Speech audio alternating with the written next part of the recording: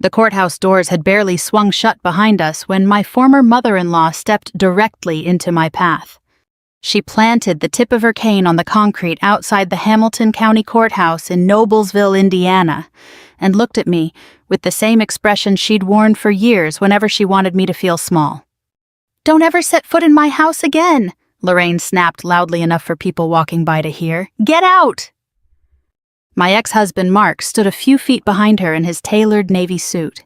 He folded his arms across his chest and smirked, as if the divorce judge had just handed him the greatest victory of his life. I adjusted the strap of my worn leather purse and took a slow breath. The migraine that had been building behind my right eye since dawn pulsed again. Then I smiled. "Actually, Lorraine," I said quietly, "the sale closed this morning." She frowned. "What sale?" "I sold the house." Her face barely changed before I added one more sentence. "And your son isn't the CEO anymore." For 2 full seconds, nobody spoke. Then Mark laughed. Not a nervous laugh, a loud, confident one that turned a few heads on the courthouse steps. "Diane," he said, shaking his head, "you've always had quite an imagination." Lorraine laughed too. "You really think anyone believes that?" I didn't answer. There was nothing left to explain. Not yet. Instead, I reached into my purse, pulled out a small envelope, and handed it to Lorraine. "These are the instructions from the attorney. You have 72 hours to remove your personal belongings." She didn't even take the envelope. Mark stepped forward. "You've officially lost your mind." Maybe he believed that. Or maybe he needed to. Because if he admitted even for a second that I wasn't bluffing, everything he'd believed about the last 25 years would come crashing down. 6 months earlier, I never imagined I'd be standing outside a courthouse saying those words. Back then, I was still trying to save a marriage that had quietly disappeared years before I realized it. People always ask when a marriage ends. In my experience, it isn't one big moment. It's hundreds of little ones. It was Mark stopping by my office only when he needed a signature. It was eating dinner alone 3 nights a week because another client meeting ran late. It was him introducing himself at company events without ever mentioning me. The worst one happened at the Indiana Manufacturing Leadership Awards in downtown Indianapolis. Our company, Carter Precision Systems, had just received an award for 25 years in business. I sat at table 12 wearing a dark green dress I'd owned for nearly 10 years. Nothing fancy. I was never much for expensive clothes. Mark walked onto the stage. He looked confident, comfortable, like he'd rehearsed every word. "I started Carter Precision Systems with nothing more than a dream," he told the audience. People applauded. "I worked every day to build this company into what it is today." More applause. I waited. Surely he'd mention the people who actually kept the company alive. Our employees. His late father. Maybe me. Instead, "Thank you all for believing in my vision." That was it. I smiled politely because everyone else was smiling. Inside, something hurt. Not because I needed applause, but because I'd spent 25 years making sure payroll went out every Friday. I'd refinanced our home during the recession. When cash flow nearly collapsed in 2009, I called suppliers myself and begged for another 30 days. I remembered sitting in our tiny office with stacks of unpaid invoices, while my father quietly slid an envelope across the desk. He'd sold part of his farmland near Lafayette. $320,000. Everything he'd saved after my mother died. He looked at me and simply said, "If you believe this company can survive, then so do I." That money didn't buy us luxury. It bought us time. Time became survival. Survival became growth. Growth became the company Mark now called his alone. A week after the awards banquet, I noticed something else. Mark stopped wearing his wedding ring. Not always. Only when he traveled. I said nothing. By then, silence had become easier than arguments. Then one Tuesday evening, he came home carrying a folder. I was heating leftover chicken soup because my migraine had been bothering me all afternoon. He laid the folder beside my bowl. "I've already signed." I looked down. Divorce papers. No warning. No conversation. Just signatures waiting for mine. "I think this is best," he said. I kept staring at the papers. What happened to us? He sighed impatiently. Diane, we've been roommates for years. I nodded slowly. Maybe that part was true. But roommates don't erase each other. He leaned against the kitchen counter. I've talked with my attorney. Of course he had. I'll make sure you're comfortable financially. Comfortable. After 25 years. I finally looked at him. What do you think I contributed to this company? He actually looked surprised by the question. You handled spreadsheets. Just 4 words. You handled spreadsheets. Nothing about negotiating loans. Nothing about keeping employees insured. Nothing about sitting beside hospital beds after workplace injuries. Nothing about missing vacations because someone had to stay behind. Just, you handled spreadsheets. He picked up his keys. I have dinner. With Natalie, I assumed. Though he didn't say her name. After the front door closed, I sat there alone until the soup turned cold. I wasn't crying. Not yet. I was trying to understand how someone could live beside me for 25 years and genuinely believe I'd simply organized paperwork. 2 days later, I met Rachel Kim. She'd served on our board for years and had become one of the few people I trusted completely. We met at a quiet coffee shop near Meridian Street in Indianapolis. She listened without interrupting. When I finished, she stirred her coffee once. What do you want? I expected legal advice. Instead, she asked that. I don't know. Yes, you do. I looked out the window. I want him to stop pretending I never existed. Rachel nodded. Then she asked a question that caught me completely off guard. Did you sign this year's voting proxy? I blinked. No. You haven't? I forgot. Rachel smiled for the first time all morning. No. She reached into her briefcase and pulled out a thick corporate binder. You remembered exactly when you needed to. She opened it carefully before sliding it across the table. Turn to page 32. I frowned. What am I looking for? Rachel folded her hands. The reason Mark may have made the biggest mistake of his career. I stared at page 32 for several seconds before I looked back up at Rachel. The page wasn't dramatic. No bold headlines. No secret clause highlighted in yellow. Just a chart. Boxes. Names. Numbers. Corporate language I'd spent half my life reading. I don't understand, I admitted. Rachel turned the binder toward herself and tapped the page with one finger. You own 38% of the company's equity. I know. But that's not what matters here. She pointed lower. Your Class A preferred shares carry 5 votes each. I nodded slowly. I remember Dad insisting on that. So do I. Rachel leaned back. Mark remembers too. That surprised me. I thought you were about to tell me he'd forgotten. She shook her head. No, that would make this story too easy. She smiled faintly. Mark didn't forget. He got comfortable. That sentence stayed with me. For years, every annual shareholders meeting followed the same routine.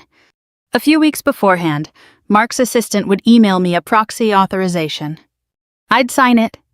Mark voted my shares. The meeting ended. Life went on. I trusted him, I said quietly. Rachel nodded.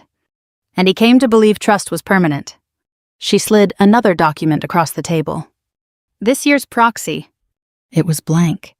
Unsigned. I never sent it back. No, Rachel looked directly at me. For the first time in 17 years, Mark doesn't control your votes. I sat there without speaking. Outside, a delivery truck backed into the alley behind the coffee shop.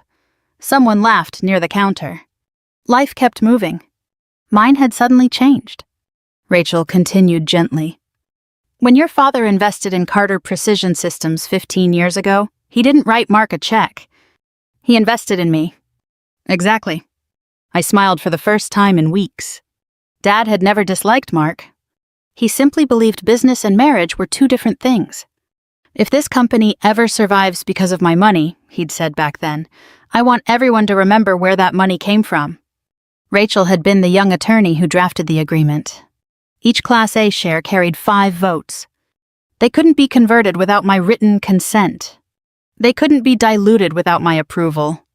Back then, none of us imagined the company would someday be worth more than $100 million. We were just trying to make payroll. So what happens now? I asked. Rachel didn't answer immediately. Instead, she folded her hands. That depends on why you're asking. What do you mean? If you're trying to punish your husband for having an affair, she let the sentence hang. Then don't do this. I blinked. I wouldn't. I know. She looked relieved. But if you're trying to protect a company whose leadership has stopped acting in its employees' best interests, she closed the binder. That's a different conversation. Over the next few weeks, divorce mediation moved forward. Everything became paperwork. Financial statements, property valuations, retirement accounts, insurance policies. 25 years of marriage reduced to folders with colored tabs. Mark was polite whenever lawyers were present. Almost cheerful. It was strange. He treated the divorce like a business transaction he'd already won. During one mediation session, our attorneys reviewed the marital property. The old Carmel house came up. It had belonged to my parents before they passed away. Although it had become part of the marital estate for settlement purposes, it also needed expensive repairs. The roof was nearing the end of its life. The original windows leaked every winter. The plumbing wasn't exactly young either. Mark barely looked at the appraisal. I don't want it. His attorney glanced at him.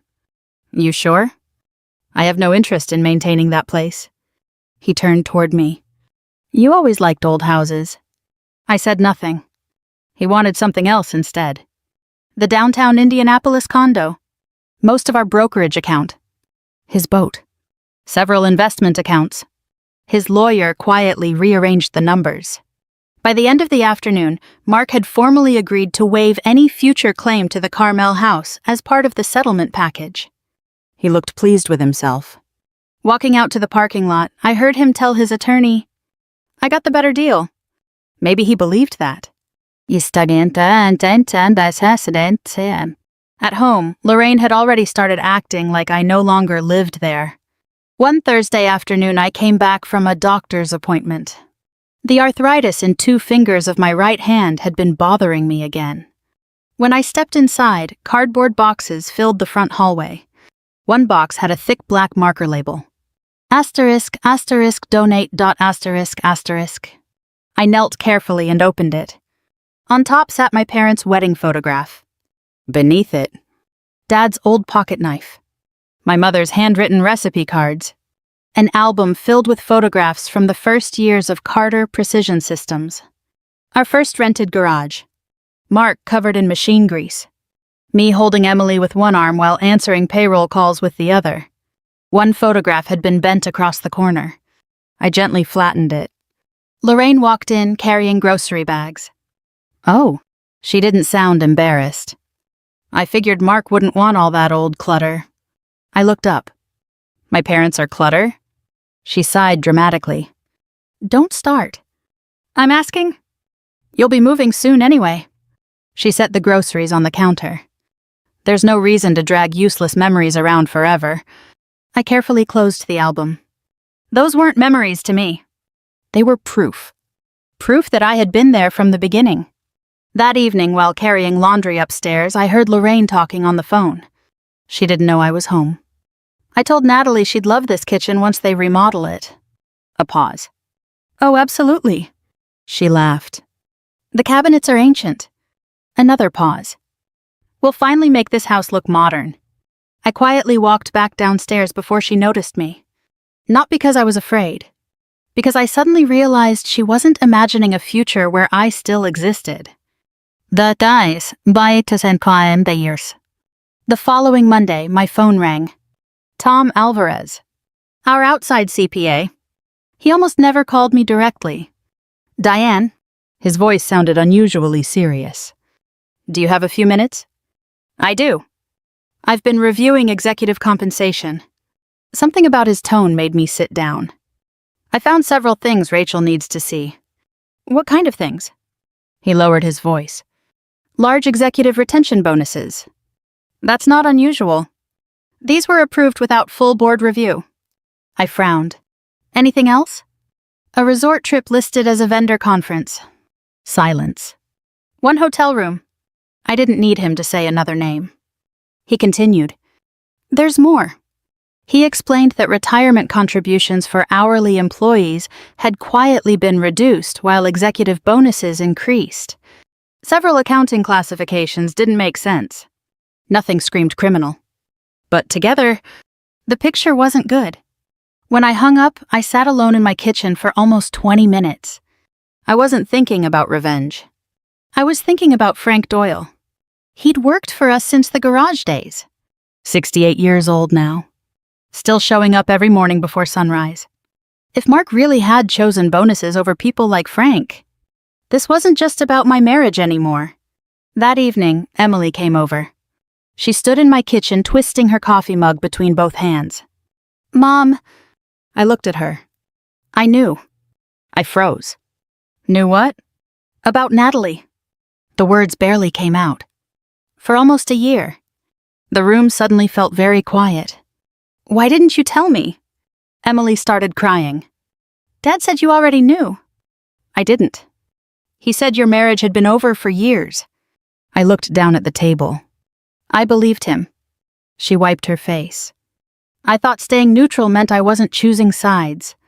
I reached across the table and squeezed her hand. Sometimes silence chooses for you. I didn't say it out loud. She already knew.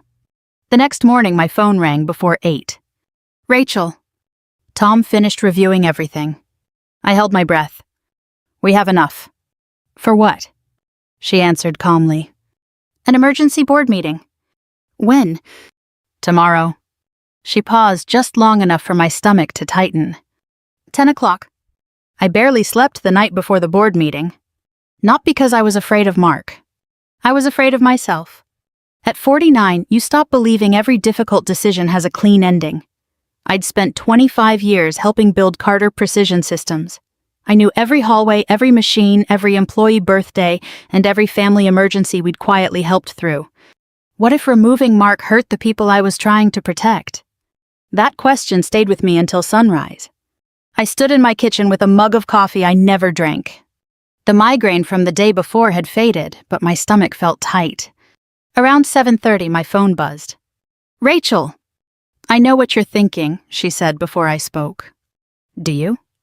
You're wondering whether this is becoming personal. I looked out the window at the maple tree my father had planted the year Emily was born.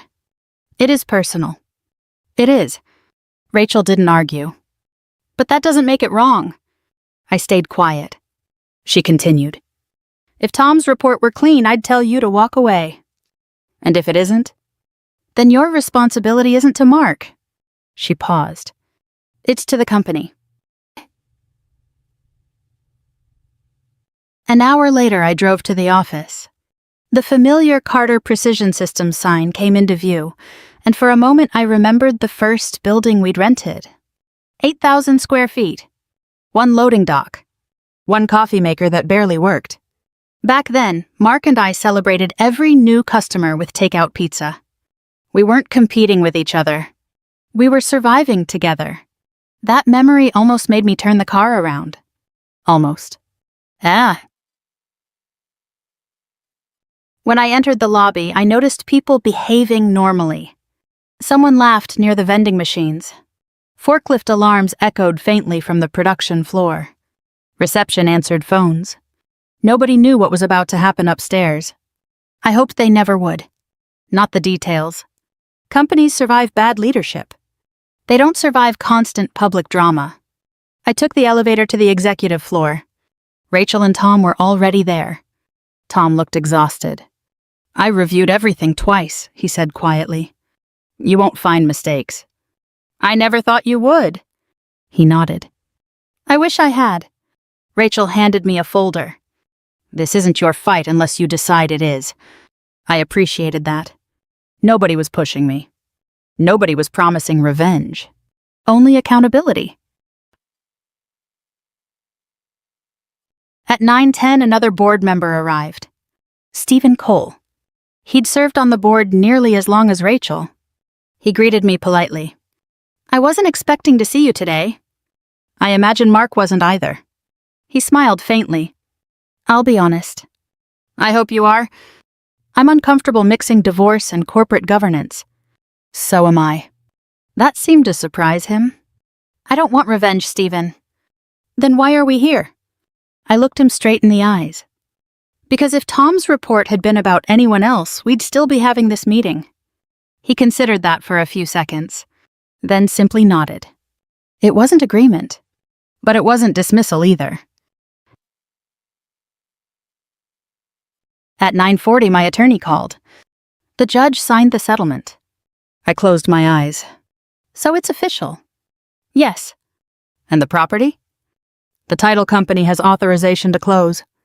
I whispered, thank you. The call ended. I stared at my phone for a long moment. The Carmel house was finally mine alone. Not because I'd tricked anyone. Because Mark had chosen something else. During mediation, he'd insisted on keeping the downtown condominium, most of our brokerage account, and his boat. He'd called my parents' old house a money pit. He wanted liquidity. He wanted convenience. He'd laughed when his own attorney suggested thinking twice. She can have the old place. Those had been his exact words. Now the closing attorney was waiting only for final confirmation from Ben Foster. For the first time in months, I allowed myself one slow breath. At 9:55, my phone buzzed again. An email. Subject: *** shareholder proxy authorization. ***. I frowned. The sender was Mark's executive assistant. Routine. Professional. Exactly the same format I'd received every year. Please sign at your earliest convenience. I almost laughed. Not because it was funny. Because habit is powerful. For 17 years I would have opened the attachment, signed it without reading, and sent it back. My hand actually reached for the mouse. Then I stopped. The date. Today's date. 10 o'clock board meeting? I immediately forwarded the email to Rachel. A few seconds later she replied, ***, thank you. Do not respond. That one email told the board something important. Mark wasn't trying to steal my vote. He simply assumed he'd always have it. Sometimes arrogance doesn't announce itself. Sometimes it quietly expects yesterday to repeat forever. At exactly 10 o'clock, Mark walked into the boardroom. Same confident smile. Same expensive suit. Coffee in one hand. He looked around the room. Morning, everyone. Nobody answered immediately. He noticed me. His smile faded. What are you doing here? I was invited. He laughed once. This is a board meeting. Rachel closed the leather folder in front of her. It is. So why is Diane sitting here? Rachel answered calmly. Because she's a director. And a voting shareholder. Mark blinked. Fine. He shrugged. Let's get this over with. He sat at the opposite end of the table. Natalie wasn't inside. She waited outside, probably expecting Mark to introduce her later as our next chief operating officer. Rachel looked around the room. Before we begin, I'd like everyone to confirm they've received Tom Alvarez's audit summary. Papers rustled. Everyone nodded. Mark looked irritated. What audit? Tom slid a folder toward him. You'll want to read page 4. Mark flipped through the first few pages. His expression changed. What is this? Rachel answered. Our agenda. He looked back down. Executive compensation. Conflict of interest. Travel reimbursement. Unauthorized bonus approvals. The room grew quiet. Even the air conditioner suddenly sounded louder. Mark looked directly at me. This is because of the divorce. No. It's exactly because of the divorce. Rachel interrupted gently. No. She folded her hands. This meeting is about corporate governance. Mark leaned back. You've got to be kidding. Rachel remained calm. The evidence speaks for itself. Tom cleared his throat. Mr. Carter. Mark glared at him. Top vortices. The accounting records show executive retention bonuses approved without full board authorization. They were legal. Perhaps. Tom nodded. But they weren't properly disclosed. Mark looked toward me again. You planned this. I met his eyes. I planned to tell the truth. His voice hardened. You're willing to destroy the company because I left you. For a moment, the room disappeared. I saw us 25 years earlier, covered in machine grease, eating cold pizza on folding chairs, laughing because we'd finally landed our first big contract. Then I came back to the present. No, I spoke quietly. I'm trying to stop you from destroying the company we built. Not the company you built. The company we built? Nobody spoke. Rachel looked around the table. The board will now review the motion concerning executive leadership. She placed one final document in front of every director. Then she looked at me. I suddenly realized this wasn't the end of my marriage. It was the beginning of whatever came next. Nobody reached for a pen. Not right away. The silence inside the boardroom felt heavier than any argument I'd ever heard. Mark looked from one face to another, searching for someone who would smile, crack a joke, or tell him this was all some misunderstanding. Nobody did. Rachel adjusted her reading glasses. Mr. Carter, before the board considers any motion, you're entitled to respond to the findings. Mark straightened in his chair. Gladly. He slid Tom's report aside as though it were nothing more than a restaurant menu. The relationship between Natalie and me is personal. He glanced at me before continuing. My marriage had already broken down. Rachel nodded once. The board isn't evaluating your marriage. Then why bring it up? Because the relationship wasn't disclosed while executive compensation decisions affecting Miss Green were being made. Mark folded his arms. She earned every dollar. Tom opened another folder. No one is questioning her work performance. He pushed several documents toward the directors. We're questioning the approval process. Mark looked at the papers but didn't touch them. Tom continued calmly. 3 retention bonuses were approved without full board review. He turned another page. The Aspen resort trip was categorized as vendor development. Another page. The receipts show no scheduled vendor meetings. Another. The hotel reservation lists 1 suite. Mark's jaw tightened. You've been digging through my private life. Rachel answered before Tom could. No. We've been reviewing company records. That distinction mattered. This wasn't about catching a cheating husband. It was about whether the company's leadership had stopped respecting the rules everyone else followed. Mark leaned forward. This company doubled in value under my leadership. Rachel nodded. It also belongs to its shareholders. And to 180 employees, I added quietly. He turned toward me. So now you're pretending this is about them? No. I've spent 25 years worrying about them. The words came easier than I expected. I remember calling machinists during the recession to promise payroll would still clear on Friday. I remember sitting with Frank Doyle's wife in the hospital. I remember telling employees we'd find a way through COVID before we even knew how. I looked around the room. I don't remember asking for credit. Mark laughed once. Bull. I shook my head. I asked for honesty. The room fell silent again. Rachel placed a printed resolution in front of every director. The first motion concerns Miss Natalie Green. The vote was quick. Her pending promotion to Chief Operating Officer was withdrawn. Administrative leave. Independent review. The motion carried unanimously. Mark looked stunned. He'd expected disagreement. He'd found unity. Rachel continued. The second motion concerns Mr. Carter's position as Chief Executive Officer. She paused long enough for every director to look down at the resolution. The recommendation before the board is removal as CEO, effective immediately, and appointment of David Reynolds as Interim Chief Executive Officer, pending a permanent search.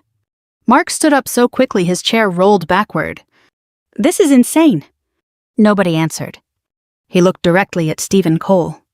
You've known me 20 years. Stephen sighed. I have. So vote no. Stephen looked genuinely uncomfortable. I wish this weren't happening. So do I. But I can't ignore the governance issues. Mark stared at him, then at another director, then another. Finally, he looked at me. This is your doing. Rachel spoke firmly. No, Mark. This is the board's decision. She looked around the table. Please cast your votes. One by one, hands went up. Yes. Yes. Yes. Stephen hesitated. For a moment, I thought he might save Mark. Instead, he slowly raised his hand. Rachel counted quietly. The motion passes. She looked at Mark. Effective immediately, you're removed as Chief Executive Officer of Carter Precision Systems. No applause. No dramatic music. Just silence. Mark remained standing. His face had gone pale. You can't do this. Rachel folded the signed resolution. We already did. She slid the document toward me. As chair, I need one additional signature acknowledging the shareholder certification. My fingers ached as I picked up the pen. The arthritis in my right hand chose that exact moment to remind me it existed. I almost smiled. Life had a strange sense of timing. I signed. Not because I wanted revenge. Because I wanted the record to be accurate. Mark stared at the signature. 25 years. Reduced to one line of ink. A facilities manager knocked softly on the open door. He'd worked with us for nearly 15 years. His voice was almost apologetic. Mr. Carter, whenever you're ready, I'll help you collect your personal belongings. Not security officers. Not humiliation. Just a man doing his job. That somehow made it even sadder. Nah. An hour later, I walked out of the building alone. The summer air felt warmer than I'd expected. Instead of relief, I felt tired. Deeply tired. My phone rang. It was my attorney. Diane, everything all right? The closing is complete. I closed my eyes. So it's official. Yes. Ben Foster now owns the Carmel property. I thanked him and ended the call. I sat inside my car for several minutes without starting the engine. I'd imagined this moment dozens of times. I thought I'd feel victorious. Instead, I missed my father. I wished he could have seen that the little house he'd loved so much would remain standing instead of being torn down. Ben had promised to restore it, not replace it. Dad would have liked that. I drove to Carmel because there was one last box of personal things I'd left behind. When I pulled onto the street, another SUV was already parked outside. Ben Foster stood talking with his realtor. They smiled politely when they saw me. Then another car stopped. Mark. He climbed out without saying a word. A minute later, Lorraine opened the front door. She spotted me immediately. Her face hardened. She walked toward the front steps as quickly as her knees allowed. Then she planted her cane across the walkway. Don't ever set foot in my house again. Several neighbors glanced over. Lorraine didn't care. Get out. I took one slow breath. Actually, Lorraine, she folded her arms. Yet the sale closed this morning. What? I sold the house. She laughed. No, you didn't. And Mark isn't the CEO anymore. She looked toward her son. Mark didn't answer. For the first time since I'd known him, he couldn't find any words. Ben quietly stepped forward. Mrs. Carter? Lorraine frowned. I'm Ben Foster. He held out a folder. I'm the new owner. She ignored the folder. This is my son's house. Ben didn't argue. He simply opened the paperwork to the final page. Mark's signature. The settlement agreement. The closing confirmation. Lorraine grabbed the papers. Her eyes moved from one page to another. Then she looked at Mark. You signed this? Mark rubbed the back of his neck. I didn't think... No. She interrupted him. You didn't. Her voice cracked. For a second, she looked much older than 74. At that moment, a sheriff's deputy pulled up. One of the neighbors had called after hearing the shouting. The deputy listened patiently, reviewed the paperwork, then handed everything back. Ma'am, he said gently, the property legally changed ownership this morning. He wasn't rude. He wasn't dramatic. He simply explained that the court-approved agreement gave Lorraine 72 hours to remove her belongings. Nothing more. Nothing less. Ben turned toward her. I've already arranged movers if you need help. Lorraine didn't answer. She was still staring at Mark. I suddenly noticed 3 paint samples tucked under her arm. White. Gray. Cream. She'd been planning a new kitchen. Ben smiled politely. For what it's worth. He pointed toward the old cabinets. I actually plan to restore those. For the first time all afternoon. I almost laughed. Not at Lorraine. At life. She'd spent months planning to remodel a house that was never going to be hers. I picked up my last cardboard box from the hallway. As I walked toward my car, Mark followed me. Diane. I stopped. Please. His voice sounded different now. Not angry. Desperate. I need you to fix this. This? The board. You still have influence. I looked at him for a long moment. I don't want your marriage back. I know. I want my job. I believed him. That hurt more than I expected. He still didn't understand what he'd actually lost. I can't help you. You could. I shook my head. No. He lowered his voice. I'm asking. So am I. For what? Respect. He looked away. I climbed into my car. 3 weeks later, an invitation arrived in my mailbox. Asterisk asterisk, Carter Precision Systems, Annual Employee Appreciation, banquet. Asterisk asterisk. I almost threw it away, until I noticed one handwritten note at the bottom. Asterisk asterisk, please come. Asterisk asterisk. Asterisk asterisk, Rachel asterisk asterisk. When I walked into the ballroom at the Indiana State Museum that evening, the first person I saw was Mark. He wasn't supposed to be there.